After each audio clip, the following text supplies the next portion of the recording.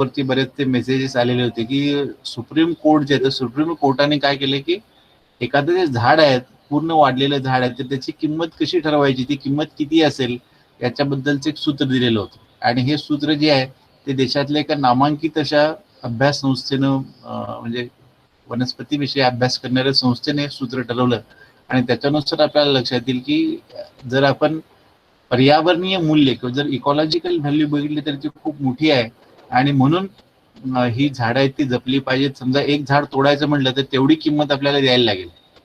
त्याच्यामुळं परवाची अशी एक बातमी होती की काही राज्यामध्ये आता झाडं तोडायची आहेत, पूर्ण वाढलेली झाडं तोडायची आहेत, आणि त्या संदर्भात कोर्टामध्ये खटला दाखल झाला की ही झाडं तोडायची आहेत, मग त्याची किंमत किती आहे.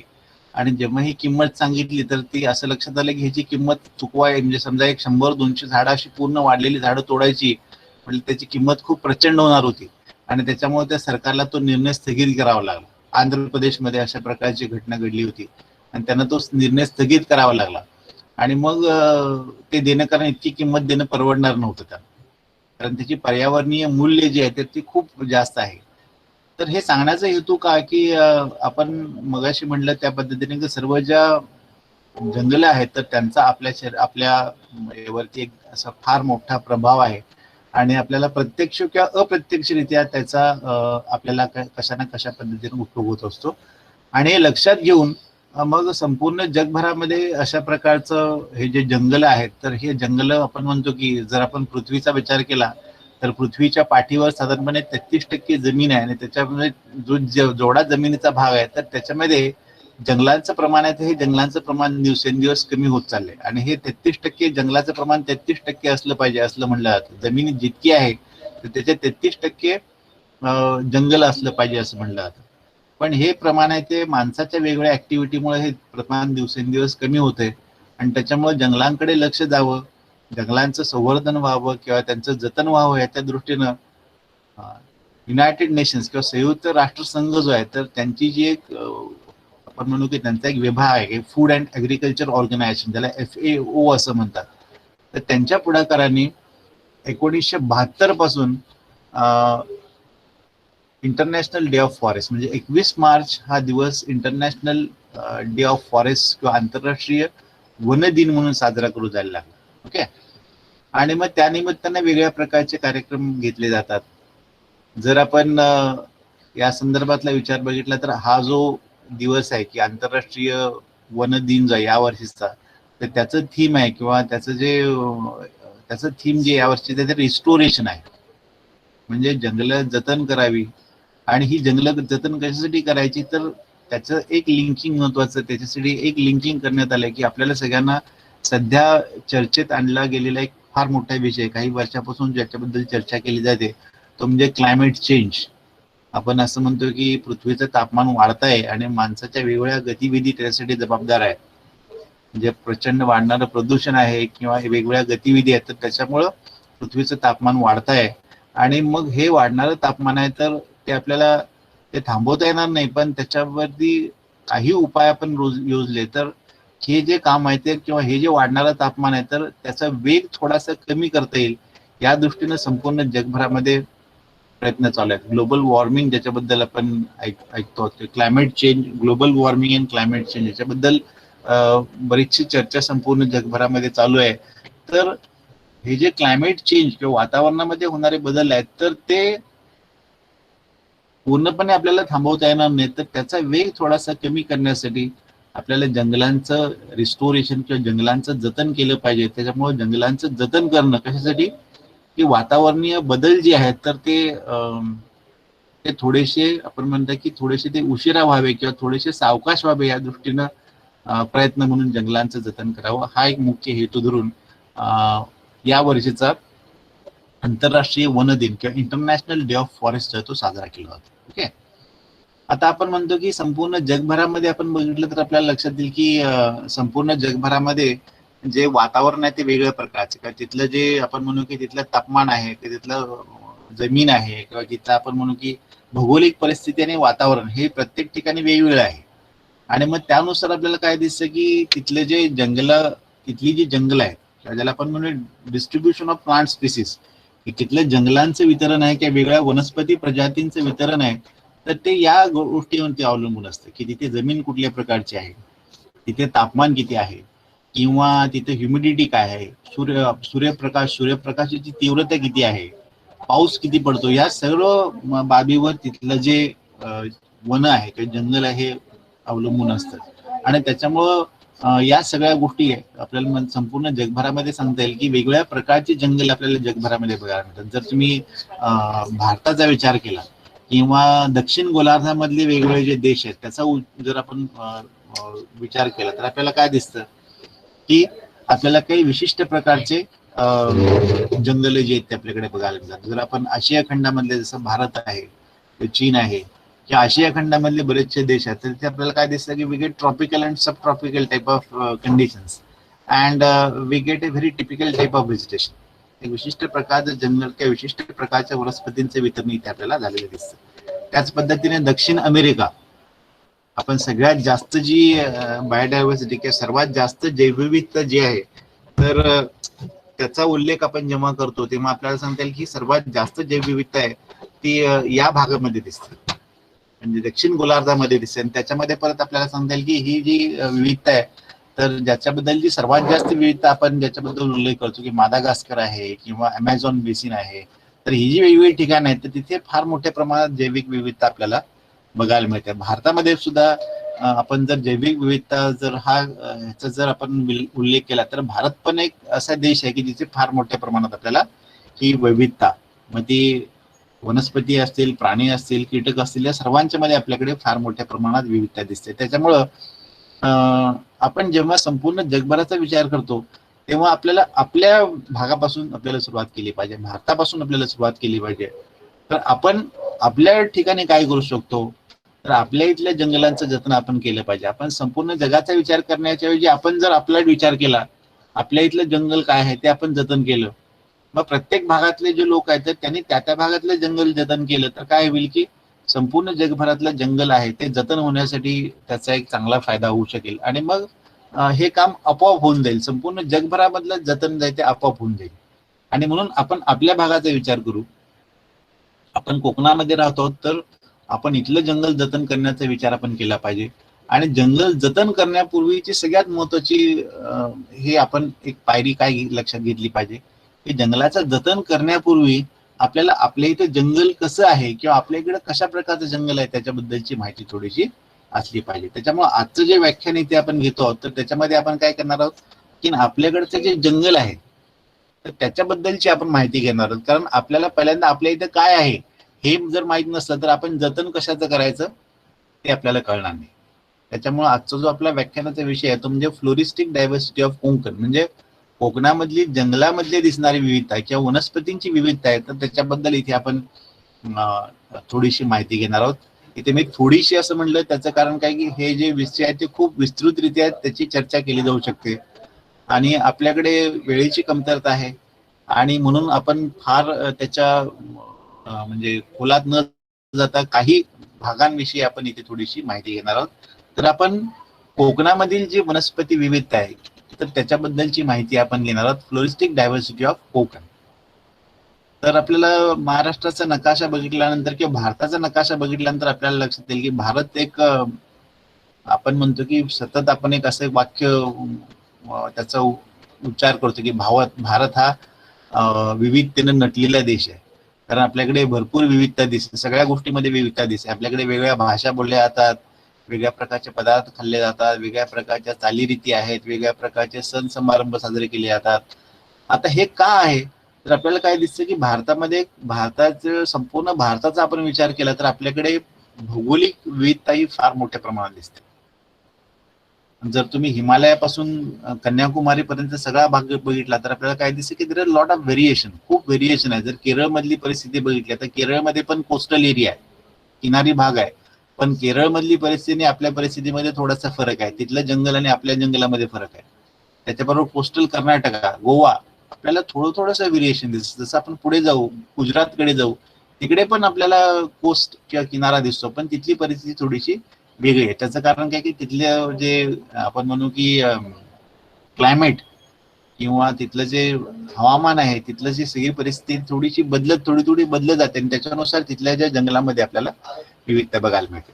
आता कोकण भूमी ज्याला आपण म्हणतो, तर आपण महाराष्ट्राचा नकाशा बघितला तर आपल्याला लक्षात येईल की हा कोकणाचा जो भाग इथे आपल्याला दिसतो, ही जी किनारपट्टी दिसते. आणि भारताचा नकाशा बघितला तर आपल्याला काय दिसतं की भारताला आपण पूर्व बाजूला आणि पश्चिम बाजूला आपल्याला काय दिसतं की हे समुद्र आपल्याला पश्चिम बाजूला बघितलं तर आपल्याला अरबी समुद्र दिसतो आणि पूर्व दिशेला आपण बघितलं तर बे ऑफ बेंगॉल आणि हिंदी महासागर, ज्याला आपण इंडियन ओशन असं म्हणतो, तर हे आपल्याला पूर्व भागाला बघायला मिळतं. ओके, तर हा जो पश्चिम किनारपट्टीचा भाग आहे, तर महाराष्ट्राचा पश्चिम किनारपट्टीचा जो भाग आहे, तर ही जी चिंचोळी पट्टी आहे इथे आपल्याला बघायला मिळते. तर या चिंचोळ्या पट्टीला आपण कोकण असं म्हणतो, की ज्याला परशुरामाच्या वरदानाने बनलेली भूमी, त्याला परशुराम भूमी असं म्हणतात. तर ही जी चिंचोळी पट्टी आहे, तर आपल्याला लक्षात येईल की कशी आहे बघा.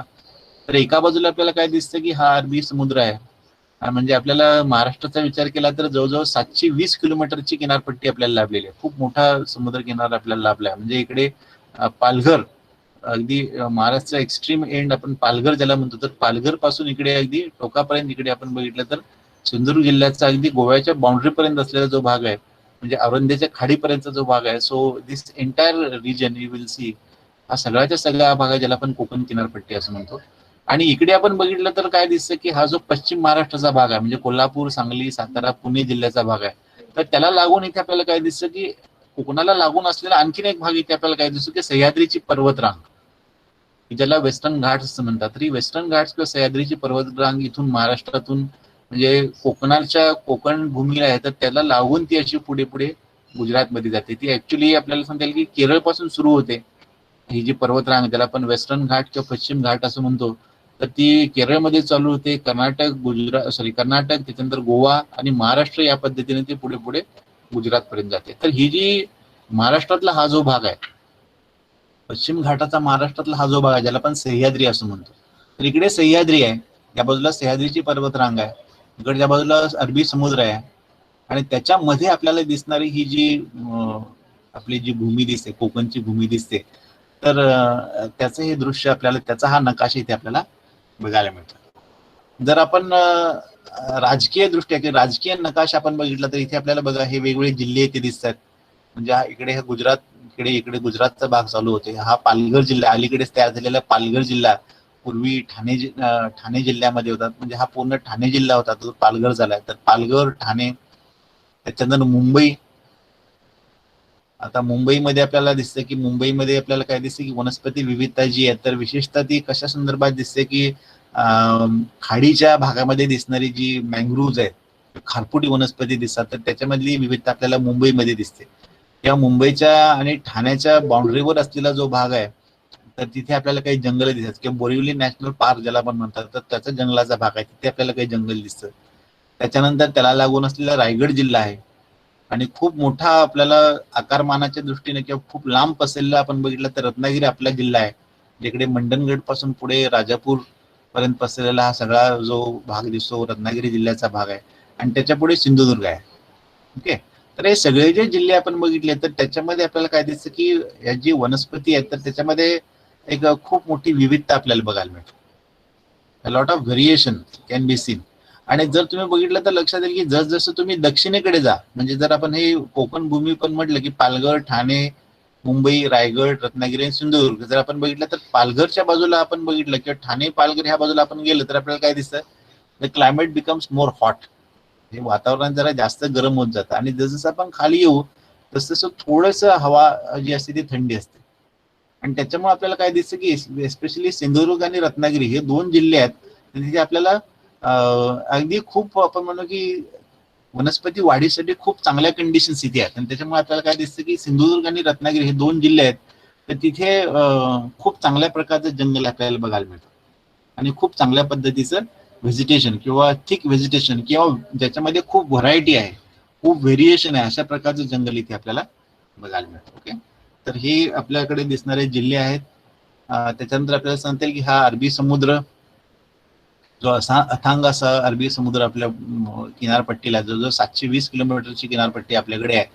आणि समुद्र किनाऱ्यापासून थोडंसं आतमध्ये आपण बघितलं तर आपल्याला काय दिसतं की we get some typical type of vegetation, काही विशिष्ट प्रकारचे व्हेजिटेशन, विशिष्ट प्रकारच्या वनस्पती प्रजाती इथे आपल्याला दिसतात. ठीक आहे. जर आपण फॉरेस्ट किंवा कोकणातलं जंगल बघितलं तर आपल्याला दिसतं की हे त्याच्यामधले मुख्य प्रकार आहेत. पहिला येतो म्हणजे लिटोरल अँड स्वॅम्प फॉरेस्ट, जे खाडी आणि म्हणजे समुद्राच्या मुखाशी असलेलं जंगल, त्याला आपण खारफुटी वन असं म्हणतो. तर ते खारफुटी वन जे आहे ते एक जंगलाचा प्रकार आहे.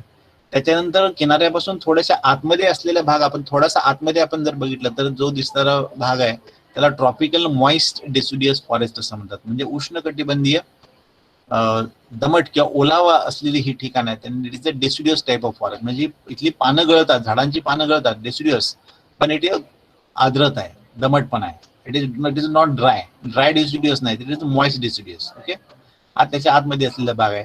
त्यानंतर जसं आपण सह्याद्रीच्या पर्वतरांगेकडे यायला लागतो तिथे आपल्याला काय दिसतं, wicket semi evergreen type of forest, म्हणजे निम सदाहरित. एव्हरग्रीन म्हणजे सदाहरित, जे सतत हिरवं वर्षभर ही झाडं हिरवी असतात, त्याला आपण एव्हरग्रीन प्लांट्स असं म्हणतो. आणि काही काळासाठी हिरवी राहणारी प्लांट किंवा काही काळासाठी त्याची पानं गळतात, काही झाडांची पानं गळतात, म्हणून त्याला semi evergreen type of forest असं म्हणतात. आणि त्याच्याबरोबर आणखीन एक व्हेरिएशन, आपल्याला आणखीन एक प्रकारचं व्हेजिटेशन आपल्याला दिसतं, ते म्हणजे आपल्याकडे जे दिसणारी पठार आहेत किंवा सडे आहेत, तर त्याच्यावरती पण आपल्याला काही वनस्पती दिसतात. पण ते जंगल म्हणता येणार नाही, but there is a great variety. त्याच्यामध्ये खूप मोठ्या प्रकारची व्हरायटी आपल्याला दिसते.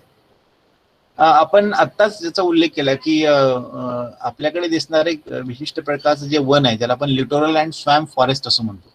जे खाडी किनारी, खाडीमध्ये किंवा समुद्राचं मुखाशी दिसणारे जंगल आहे.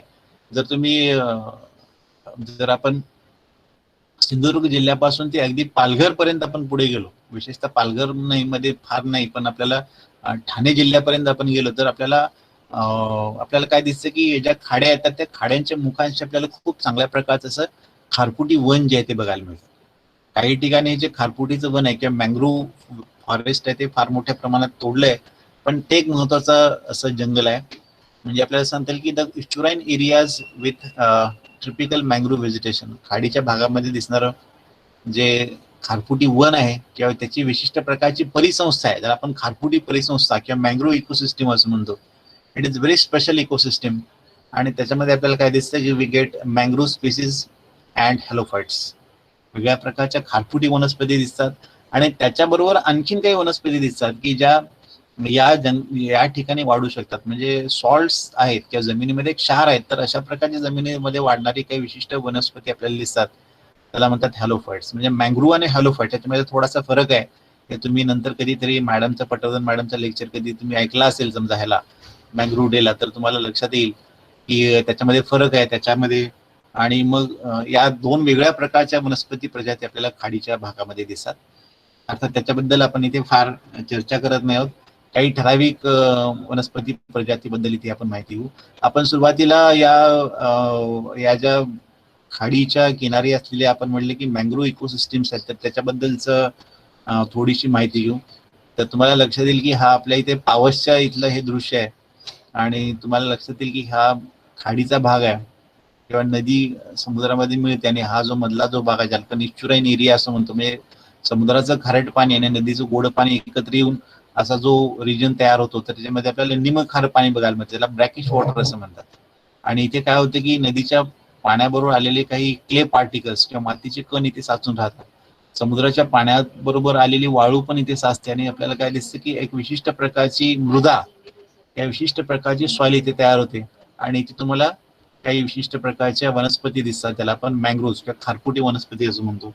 तर तुम्ही रत्नागिरी जिल्ह्यामध्ये बघितलं तर तुम्हाला भाट्याची खाडी दिसते, किंवा पावस वगैरे या भागामध्ये छोट्या छोट्या अशी मँग्रोव्ह व्हेजिटेशन आहेत. किंवा जर तुम्ही दाभोळची खाडी बघितली तर तिथे तुम्हाला खूप चांगल्या प्रकारचं व्हेजिटेशन, अशा प्रकारचं मँग्रोव्ह व्हेजिटेशन बघायला मिळतं. हे आपल्याकडे कोकणामध्ये दिसणारे दृश्य आपल्याला नेहमीच बघायला मिळतं. आता ह्या ज्या मँग्रोव्ह वनस्पती आहेत त्याच्यामध्ये दिसणारे एक वैशिष्ट्य म्हणजे मँग्रोव्ह वनस्पती ज्याला आपण म्हणतो, तर ते ओळखण्याचे काही वैशिष्ट्य आहेत. तर तुम्ही खाडीच्या किनारी कधी गेला तर तुम्हाला जमिनीतून वर आलेले असे काही हे दिसतील बघा, अशा प्रकारचे अपराईट स्ट्रक्चर्स, त्याला ब्रिदिंग रूट्स किंवा श्वसन मुळं असं म्हणतात, किंवा इंग्रजीमध्ये किंवा बोटॅनिकल टर्म मध्ये त्याला निमॅटोफोर्स असं म्हणतात, निमॅटोफोर्स किंवा ब्रिदिंग रूट्स. तर अशा प्रकारचे ब्रिदिंग रूट्स आपल्याला बघायला मिळतात. आणि this breathing roots are going to help this mangrove plants for breathing. त्याच्यामधून ऑक्सिजन जो त्यांना आवश्यक आहे तो पुरवला जातो. तर अशी न्यूमॅटोफोर जिथे तुम्हाला बघायला मिळत असेल तर तुम्हाला वाटेल हे काय आहे, तर आपल्याला सांगता येईल की दिज आर स्पेशलाइज्ड रूट्स, एक विशिष्ट प्रकारचे रूट्स आहेत. याचा अर्थ त्या भागामध्ये तुम्हाला मँग्रोव्ह किंवा खारफुटी वनस्पती निश्चितपणे बघायला मिळणार. आणि हे जे न्यूमॅटोफोर्स आहेत तर त्याच्यामध्ये पण व्हेरिएशन आहे, म्हणजे मँग्रोव्हच्या वेगळ्या प्रजाती आहेत तर त्याच्यामध्ये वेगळ्या प्रकारचे न्यूमॅटोफोर्स तुम्हाला बघायला मिळतात. ओके, मँग्रोव्ह मध्ये आपल्याला दिसतं की जर तुम्ही कोणती खाडी बघितली तर खाडीच्या ठिकाणी तुम्ही गेलात तर तुम्हाला वेगळ्या मँग्रोव्ह प्रजाती बघायला मिळतात. त्याच्यामध्ये सांगता येईल की रायझोफोरा एक महत्वाची प्रजाती आहे, आणि तुम्हाला दिसते की त्याच्यामध्ये अशा प्रकारचे स्टील रूट्स, सपोर्ट रूट्स जे आहेत ते बघायला मिळतात. त्याच्यानंतर तुम्हाला याच्यामध्ये काय दिसतं की they are going to show one more specialize feature that is called vivipary, म्हणजे जे झाडावरती जेव्हा फळं तयार होतात त्या बिया असतात त्या झाडावरतीच रुजतात आणि मग ती रुजलेल्या बिया त्या खाली पडतात आणि त्याच्यापासून नवीन रोप तयार होतं. ही विव्हिपॅरी त्याच्यामध्ये आपल्याला बघायला मिळते. किंवा त्याच्यामध्ये अनाटॉमिकली भरपूर अडॅप्टेशन्स आहेत. तुम्ही FY मध्ये इकॉलॉजिकल अडॅप्टेशन स्टडी केलेले आहेत. हॅलोफाइट्स मध्ये किंवा मँग्रोव्ह मध्ये काय इकॉलॉजिकल अडॅप्टेशन असतात ही एक्सटर्नल आणि इंटरनल अशा दोन्ही प्रकारचे अडॅप्टेशन तुम्ही पाहिलेले आहेत, म्हणजे ती कशी असतात. आणि त्याच्यानुसार आपल्याला समजतं की this is a very specialize group Rhizophora. Rhizophora has got various species, Rhizophora mucronata, Rhizophora apiculata, त्याच्या वेगळ्या प्रजाती आहेत. तुम्ही प्रत्यक्ष जेव्हा एखाद्या मँग्रोव्ह व्हिजिटेशनला भेट द्याल तर तुम्हाला ते अधिक चांगल्या पद्धतीने बघता येईल. त्याच्यानंतर आणखीन एक प्रजाती आपल्याला बघायला मिळते, त्याला आपण सोनर्शिया अपेटाला असं म्हणतो, Sonneratia apetala. So this is one big tree, मोठं असं उंच वाढणारं झाड आहे. आणि this is also a true mangrove. कारण मँग्रोव्ह म्हणलं की त्याच्यामध्ये दोन प्रकार आहेत. मँग्रोव्ह मध्ये आपण म्हणलं की ट्रू मँग्रोव्ह असं ज्याला म्हणतात की त्याचं which is going to show all the essential features of mangrove. मँग्रोव्हची सर्व जी ठळक वैशिष्ट्य आहे ती त्याच्यामध्ये आपल्याला बघायला मिळतात. So this is one big tree, एक मोठं वाढणारं झाड आहे. तुम्हाला सुंदरबन ह्या ठिकाणाबद्दल माहिती असेल, जे भारतामध्ये आणि बांगलादेश या दोन देशामध्ये सुंदरबन हे जे जंगल आहे ते पसरलेलं आहे. तर Sundarban basically it is a mangrove forest, आणि त्याच्यामध्ये इथे मेजर प्लांट जे दिसतात दॅट इज सोनर्शिया. सोनर्शिया ही जी प्लांट्स आहेत ते आपल्याला मेजर तिथे बघायला मिळतात. And so this is also very common plant in our area, आपल्याकडे बघायला मिळतं. त्याच्यानंतर आपल्याला आणखीन काही मँग्रोव्ह किंवा आपल्याला सांगता येईल की मँग्रोव्ह आणि किंवा मँग्रोव्ह असोसिएट म्हणून असणारे काही प्लांट बघायला मिळतात. त्याच्यामध्ये एक प्लांट आहे एजिसेरा स्कॉर्निक्युलॅटम, एक मँग्रोव्ह प्रजाती आहे. आणि त्याच्यानंतर दुसरं प्लांट आहे सॅलाडोरा पर्सिका. सॅलाडोरा ज्याला आपण मिसवाक प्लांट असं म्हणतात. डाबर मिसवाक नावाचा एक ब्रँड, टूथपेस्टचा ब्रँड बाजारामध्ये अवेलेबल आहे. तर हे जे मिसवाक प्लांट आहे तर हे जे प्लांट आहे सो याचा उपयोग टूथपेस्टमध्ये केला जातो. So the twigs or the bark is useful. त्याच्याबरोबर आपल्याला सांगतात की there are number of other uses, त्याचे बरेचसे आणखी काही उपयोग आहेत. आपल्याला वेळेमुळे इथे थांबता येत नाही, आपण पुढे पुढे जाऊ. त्याच्यानंतर आपल्याला सांगता येईल की इथे आपण फक्त काही मोजक्या मँग्रोव्ह प्रजातीबद्दल माहिती घेतली. देर आर नंबर ऑफ स्पीसीज, बऱ्याचशा मँग्रोव्ह स्पीसीज आहेत, आणि त्याचं पिक्युलॅरिटी आपल्याला नंतर कधीतरी तुम्ही जेव्हा मॅडमचं लेक्चर ऐकाल तेव्हा तुम्हाला कळेल. त्याच्यानंतर आपण मगाशी म्हटलं की आपल्याकडे दिसणारा जे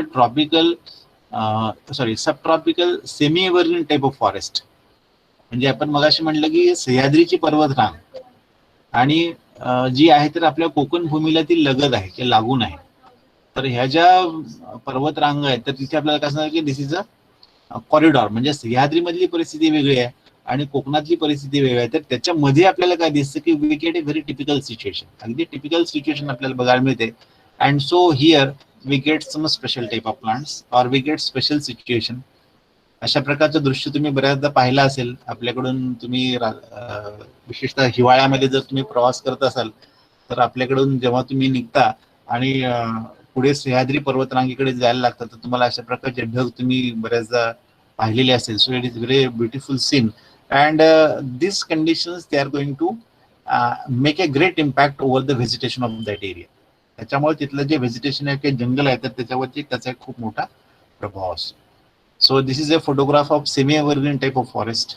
तुम्हाला फोटो बघितल्यानंतर लक्षात येईल की इथे हा जंगलाच्या आतमधला भाग आहे आणि तिथे सूर्यप्रकाश जमिनीपर्यंत फारसा पोचलेला नाही असं दिसतंय. आणि त्याच्यामुळं जमिनीवरती फार झाडं दिसत नाहीत. There are a very few plants, काही मोजकी झाडं इथे आपल्याला दिसतात. Some canes are there, so some canes are there and some plants are there which are able to grow because there is a very less light म्हणजे थोडंसं कमी प्रकाश तिथे आहे. Let us have information regarding components of this semi evergreen and moist deciduous forest. आपण म्हणले की semi evergreen आणि मॉइस्ट डिसिड्यूस हे जे दोन फॉरेस्ट आहेत त्याच्यामधले कंपोनंट्स काही बघू. त्याच्यामधलं सगळ्यात महत्वाचं प्लांट आहे लायकोस्ट्रोमिया फ्लॉस रिजिनी. आता हे प्लांट मी सांगण्याचा हेतू असा, याच्यापासून आपण सुरुवात करण्याची कारण असं की this can be called as pride of Maharashtra. कारण this is a small tree, छोटंसं झाड आहे. And this plants they are going to bear green, आपण म्हणू की सेमी ग्रीन टाईपचं प्लांट आहे. And usually this plants they grow along the water streams. नदी किनाऱ्याच्या भागामध्ये बऱ्याचही झाडं वाढताना दिसतात. जर तुम्ही कोकण रेल्वेनं प्रवास करत असाल तर चिपळूणच्या पुढे गेल्यानंतर बऱ्याच म्हणजे जिथे पोल्युटेड वॉटर नदीमध्ये येत नाही तर अशा काही ठिकाणी तुम्हाला ह्याची झाडं वाढताना दिसतात. किंवा काही ठिकाणी आपल्याला ही झाडं कमल आपण म्हणू की गार्डन्स मध्ये ती लावलेली दिसतात किंवा ऑर्नामेंटल प्लांट्स म्हणून ती लावलेली दिसतात. Because they got a very beautiful flower. And this plant Lagerstroemia flos reginae, त्याला मराठीमध्ये तामन किंवा जारुल असं म्हणतात. हे जे प्लांट आहे it is this flower it is treated as state flower of Maharashtra. त्याला महाराष्ट्राचं जे स्टेट फ्लॉवर आहे म्हणजे प्रत्येक राज्याचं एक फ्लॉवर स्टेट फ्लॉवर ठरलेलं आहे, तर हे महाराष्ट्राचं स्टेट फ्लॉवर आहे. आणि म्हणून आपण याच्यापासून सुरुवात करता येईल. रत्नागिरीमध्ये पण आपण काही ठिकाणी ही झाडं बघायला मिळतात, काही ठिकाणी झाडं लावलेली आहेत. You can search for this plants. So this is a pride of Konkan. आपल्याला सांगता की कोकणामध्ये आपण आलो की कोकण म्हणलं की सगळ्यात पहिल्यांदा नारळ, आंबे, फणस, काजू. तर आपल्याला सांगता येईल की we get variety of such fruits. जर आपण आंब्यामध्ये बघितलं तर आंब्यामध्ये आपल्याला सांगता येईल की 100 एक आंब्यामध्ये वेगवेगळे प्रकार आहेत. आंब्याचे वेगवेगळे 100 वेगवेगळे प्रकार आहेत की there are 100 of varieties. And basically this mango it is native to India. And जर आपण महाराष्ट्रामध्ये किंवा कोकणामध्येच बघितलं तर आपल्याकडे भरपूर त्याच्यामध्ये व्हरायटीज बघायला मिळतात. तर आंब्याच्या व्हरायटीज आहेत, फणस आहे, फणसामध्ये बरेच प्रकार आहेत. रत्नागिरी जिल्ह्यामध्ये काही शेतकरी आहेत की जे फक्त फणसाची लागवड करतात. So you can get A variety. त्याच्यामध्ये फणसामध्ये पण खूप व्हरायटी आहे. काजूमध्ये आपण बघितलं तर काजूच्या बऱ्याचशा कमर्शियली पॉप्युलर अशा व्हरायटी आपल्याला सांगता येतील. तर वेंगुर्ला 1 to वेंगुर्ला 10 भरपूर काजूच्या व्हरायटीज आहेत. तर काजू आपल्याला सांगता येईल की this is one important crop, हे एक महत्त्वाचं क्रॉप आहे. सो बेसिकली आपल्याला सांगता येईल की ही प्लांट्स ती कल्टिवेट केलेली आहेत. आता लोकांना वाटतं की ही वाईल्ड प्लांट नाही, ती कल्टिवेटेड आहेत. But basically all cultivated plants you can see that these are wild plant. Basically ती वाईल्ड प्लांट्स होती आणि नंतर माणसाने त्याचं कल्टिवेशन करायला सुरुवात केली. Okay. There are some more other examples. कोकम आपल्याला माहिती आहे, रातांबा. This is one important crop. हे आणखीन एक महत्वाचं क्रॉप आहे. It has got a tremendous uses. म्हणजे आपण फक्त कोकम सरबत म्हणतो, पण it is a source for various other materials. त्याच्यापासून it can be used as medicine, cosmetics, colours, बऱ्याचशा वेगळ्या गोष्टीमध्ये आपल्याला त्याचा उपयोग केलेला दिसतो.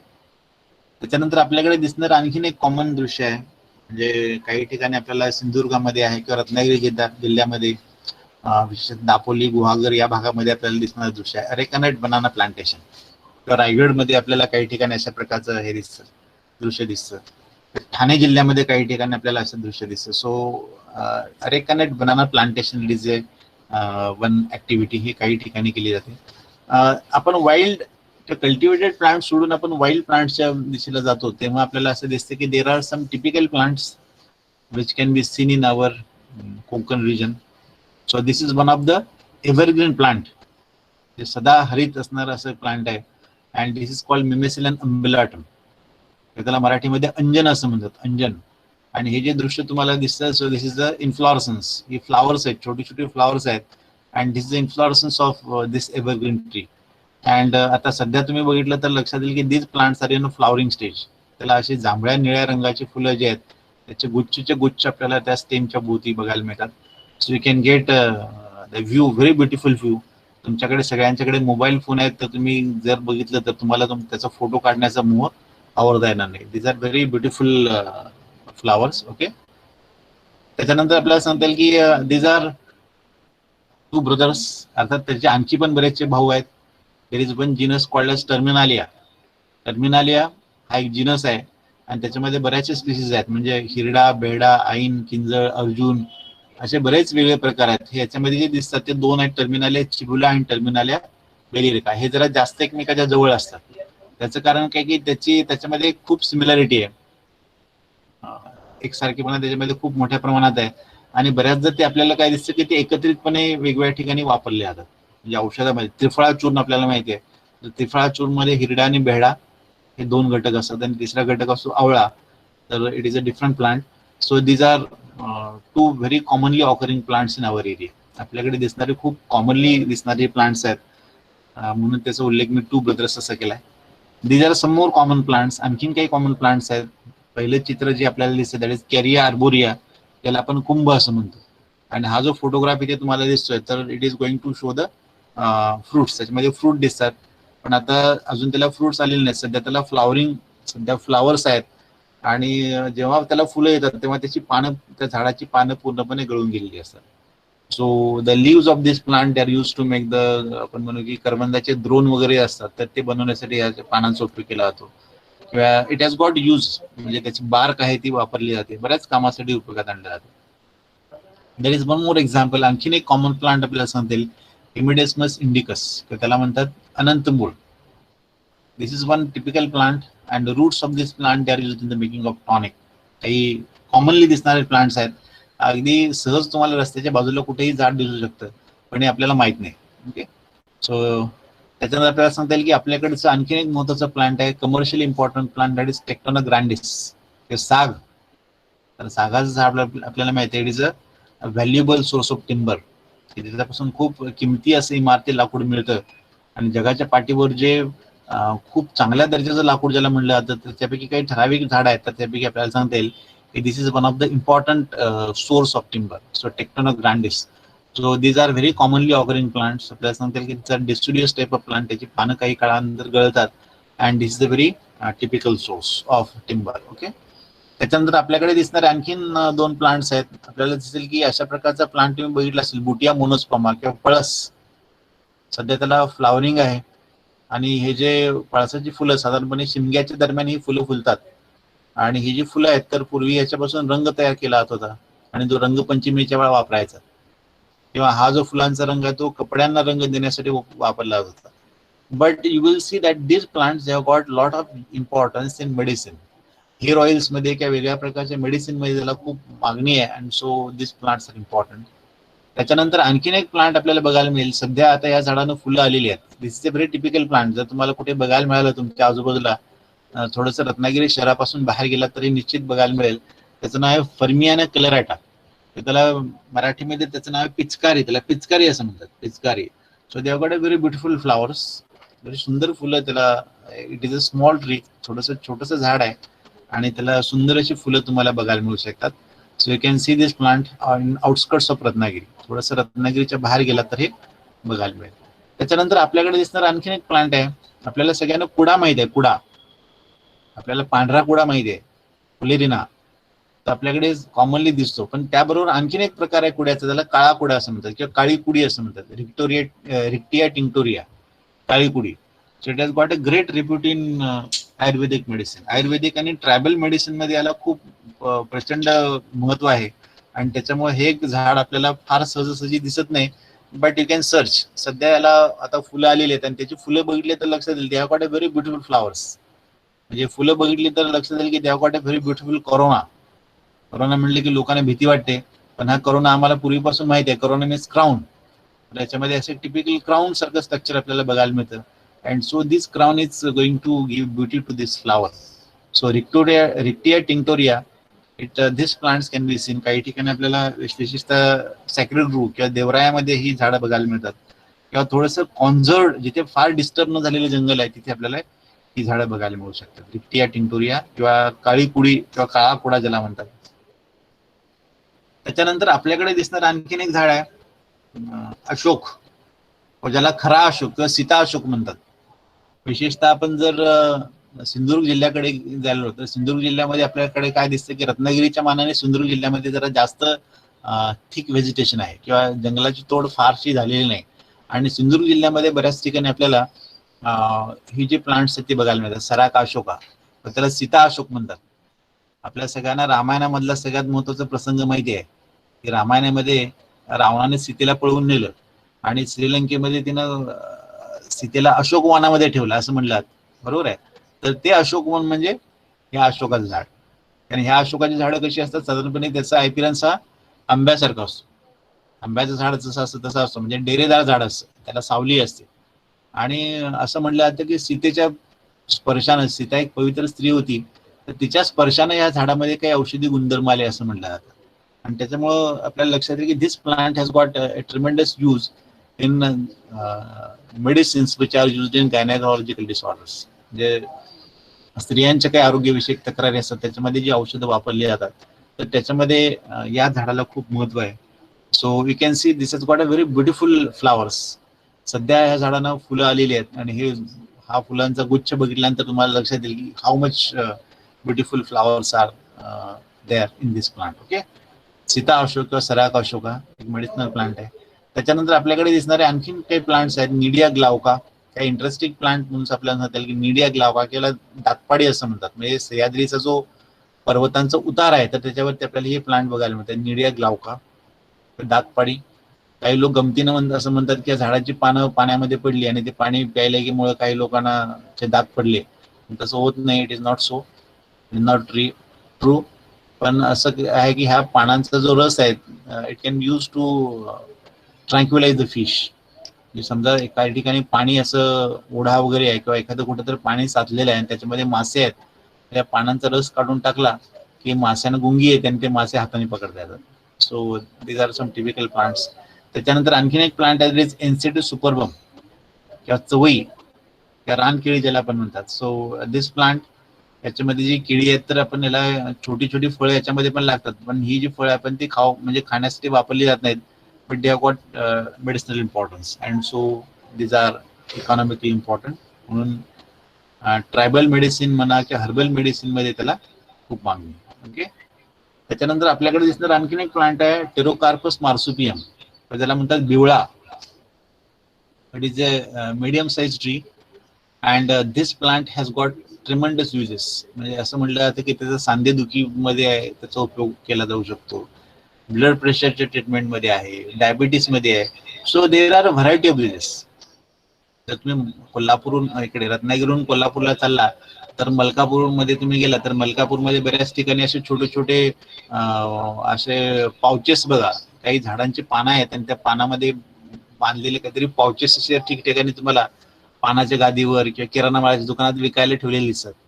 तर हे जे त्याला मुठळा असं म्हणतात, मुठळा, तर हा जो मुठळा आहे तर त्याच्यामध्ये काय असते की दिस बार्क ऑफ दिस प्लांट, झाडाची साल असते ती ठेवलेली असते. ती साल घ्यायची, ती पाण्यामध्ये टाकायची, ती उकळायची आणि त्याचा काढा तयार करायचा आणि तो सांधेदुखीमध्ये उपयोगी आहे असं म्हटलं जातं. So it has got tremendous uses. त्याला बरेच युजेस आहेत. सांधेदुखीमध्ये वापरलं जाऊ शकतं, डायबिटीसमध्ये वापरलं जाऊ शकतं, ब्लड प्रेशरमध्ये वापरलं जाऊ शकतं, किंवा वेट कंट्रोल किंवा वेट लॉस त्याच्यामध्ये त्याचा उपयोग केला जाऊ शकतो. अशा बऱ्याच वेगवेगळ्या त्याच्यामध्ये क्लेम्स केले जातात. The challenge is there that to prove this claims. म्हणजे हे क्लेम प्रूव्ह करणं हे चॅलेंज आहे आपल्या पुढे. So this is one plant आपल्याकडे दिसणारा प्लांट आहे. त्याच्यानंतर आणखीन काही प्लांट्स आपल्याला सांगता येईल आपल्याकडे दिसणारी. स्ट्रिक्नॉस नक्सोमिका, म्हणजे काजरा आपल्याला म्हणता येईल. तर काजरा जो आहे तर काजराच्या बी आहेत तर ते विषारी आहेत म्हटलं जातं, त्याच्यामध्ये काही विषारी घटक आहेत.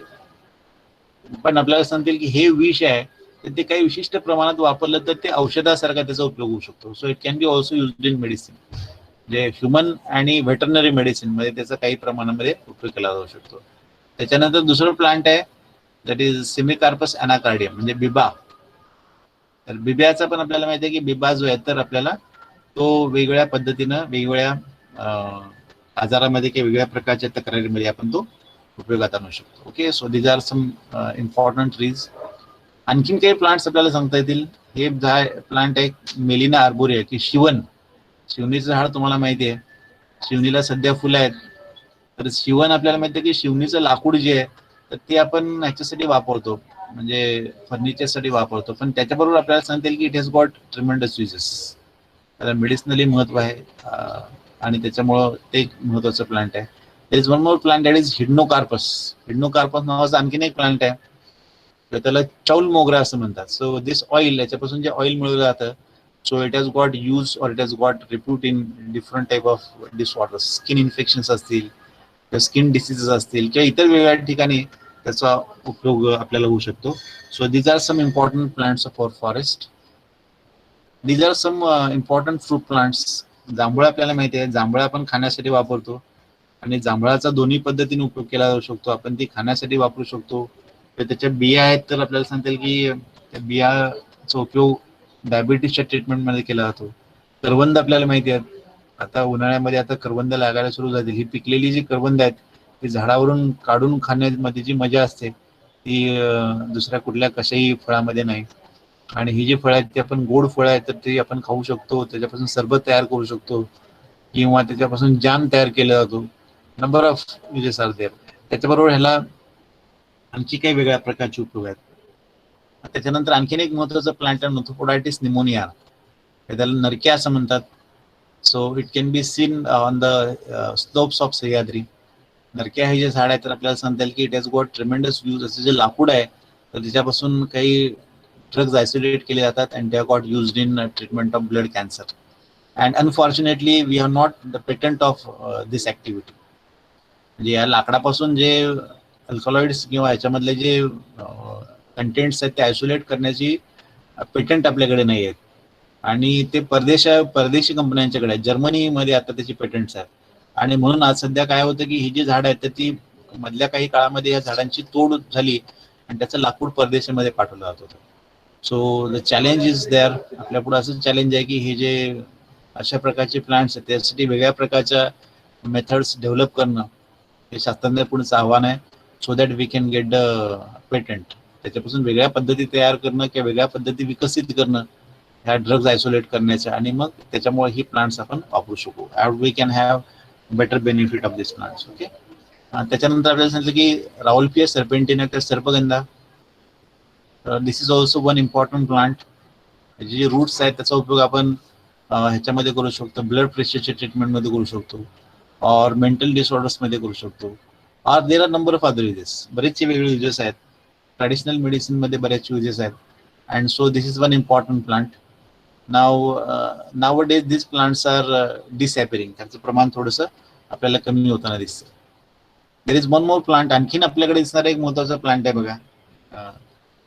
आपल्याकडे कोकणामध्ये जी शंकराची जी मंदिर असतात तर बऱ्याचदा तुम्ही कुठेही शंकराचं मंदिर आपल्याकडे बघितलं तर ते शंकराच्या मंदिराचा परिसर आहे तिथे आपल्याला किंवा कुठल्याही मंदिराच्या परिसरामध्ये बघा आपल्याला चाफ्याची झाडं दिसतात. पांढरा चाफा जो आहे तो दिसतो. आणि शंकराचं मंदिर असेल तिथं बऱ्याच ठिकाणी आपल्याला कैलासपती किंवा कॅनन बॉल ट्री, त्याचं सायंटिफिक नाव आहे कॉर्पेटा गॉनेन्सिस, ही झाड आपल्याला बघायला मिळतात. So these are very typical plants. खूप सुंदर अशी फुलं आहेत त्याला. Okay. So this plants can be seen. This is one more plant. आपल्या जंगलामध्ये दिसणारा आणखीन एक प्लांट आहे ग्लोरियोसा सुपरबा, हे कळलावी म्हणतात. It has got a great potential as medicinal plant. त्याच्या वेगवेगळ्या भागामधून वेगवेगळे औषधी द्रव्य एक्स्ट्रॅक्ट केली जाऊ शकतात आणि त्याला खूप महत्व आहे. Okay. So this is one beautiful plant. आपल्याला गणपतीच्या दरम्यान ही फुलं आलेली दिसतात बघा. And this plant can be very commonly sell. रिस्ट आता आपण म्हटलं की मगाशी की आता ही सगळी जी प्लांट्स आहेत त्याचं रिस्टोरेशन करणं आवश्यक आहे. तर तुम्ही हे झाड बघितलं तर लक्षात येईल की they have got such a root system की खूप विस्तृत अशी रूट सिस्टीम आहे. And this plant they are to be restored. ही प्लांट्स रिस्टोर केली पाहिजे, ती तोडू देता कामा नये किंवा ती चांगल्या पद्धतीने टिकवली पाहिजे. आता हे जे जंगल आहे त्याला काय धोका आहे. So increased anthropogenic activities for various purposes. माणसाचा हस्तक्षेप हे महत्वाचं कारण आहे. आणि दुसरं म्हणजे इन्व्हेजिव्ह स्पीसीस, वेगळ्या प्रकारच्या आक्रमक प्रजाती जसं लँटाना कॅमेरा किंवा घाणेरी. आणि दुसरं झाड आहे दॅट इज दुसरं एक झाड आहे त्याला म्हणतात रानमोडी. ही झाडं खूप वेगाने वाढतात त्याच्यामुळे त्याचा एक जंगलाला एक खूप मोठा त्याच्यावरती आघात होतो. डिस्ट्रक्शन ऑफ व्हेजिटेशन, झाडं तोडणं मोठ्या प्रमाणात आणि त्याच्यामुळं एक जंगलाला होणारं नुकसान आहे. जर आपण निसर्गामध्ये बघितलं तर आपल्याला निसर्ग जो आहे so you will see it is nature is a great artist. निसर्गामध्ये अशा प्रकारची जी रचना आपल्याला बघायला मिळते ती आपल्याला कदाचित आर्टिफिशियली करता येणार नाही. सो दिस आता हे सगळं जे आहे तर मग प्रश्न आहे की कॅन वी कॉन्झर्व दिस. हे सगळं आपण टिकू शकतो का.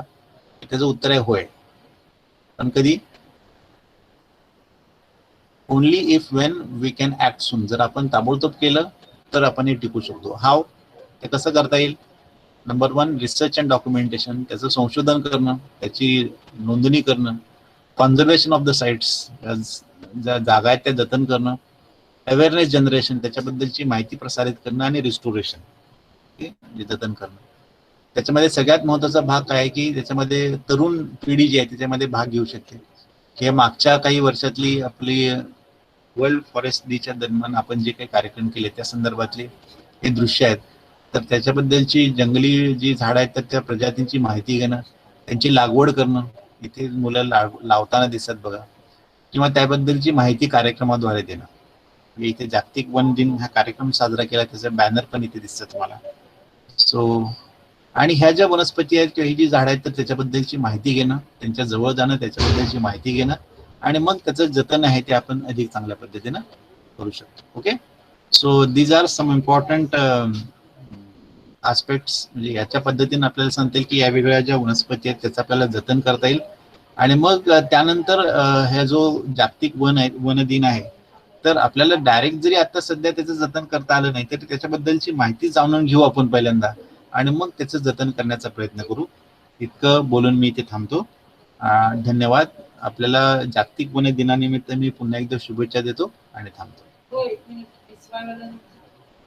So this is a logo for this international day of forest. आंतरराष्ट्रीय वन दिनाचा हा लोगो आहे. जे लक्षात येईल की heart, tree is a heart, म्हणजे आपण म्हणतो की शरीरामधलं हृदय हे एक महत्वाचा अवयव आहे. तर तसं ट्रीज आर द हार्ट्स, म्हणून अशा प्रकारचा लोगो इथे करण्यात आला. ओके.